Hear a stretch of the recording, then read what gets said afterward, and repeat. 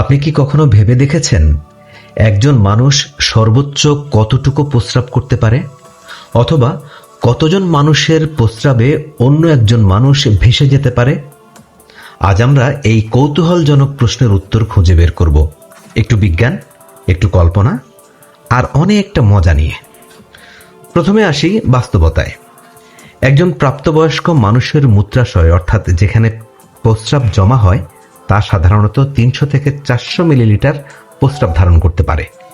তবে এটি প্রসারিত হয়ে প্রায় 500 থেকে 700 মিলিলিটার পর্যন্ত ধারণ করতে পারে। দৈনিক প্রস্রাবের পরিমাণ সাধারণত 800 মিলিলিটার থেকে 2000 মিলিলিটার, অর্থাৎ 8 থেকে 0.08 থেকে 2 লিটার পর্যন্ত হতে পারে, যা ব্যক্তির তরল গ্রহণ এবং শারীরিক অবস্থার উপর নির্ভর করে। এখন আসি কল্পনার জগতে। ধরুন একজন মানুষের ওজন 70 কেজি, যা প্রায় 70 লিটার পানির সমান।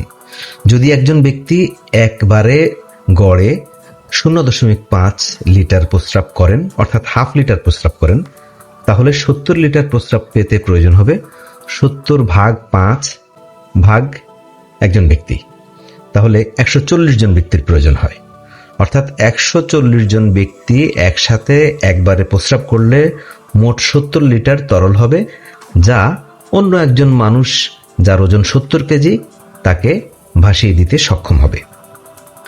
তবে বাস্তবে কেউ প্রস্রাবে ভেসে যেতে না পারলেও কল্পনার জগতে কাউকে ভাসিয়ে দেয়া, এমনকি বঙ্গোপসাগরেও ফেলে দেয়া সম্ভব। কারণ মানুষের শরীরের গঠন, ঘনত্ব ও প্রস্রাবের বৈশিষ্ট্যের কারণে এটি বাস্তবে কখনোই সম্ভব নয়, যা কল্পনার জগতেই কেবল সম্ভব হতে পারে। এই ছিল আমাদের আজকের কল্পনাপ্রসূত এবং বৈজ্ঞানিক যাত্রা। এমন আরও মজার এবং কৌতূহলজনক সাম্প্রতিক অনুপ্রেরণামূলক বিষয় নিয়ে ফিরে আসবো আবারও।